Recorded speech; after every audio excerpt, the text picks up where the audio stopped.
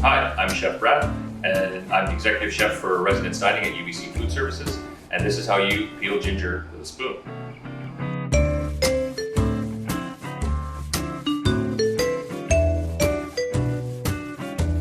So as some of you may already know, trying to peel ginger and not lose half of the piece of ginger can be a difficult process.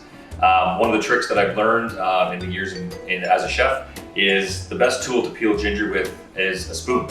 I know it seems fairly simple, but the key to it is the edge isn't too sharp and the skin on ginger is fairly thin, so you can very easily peel the skin off, not taking a lot of the ginger with you, and so you get the most out of each piece of ginger by a very simple process of using a spoon to scrape the skin off rather than try and cut off with a knife.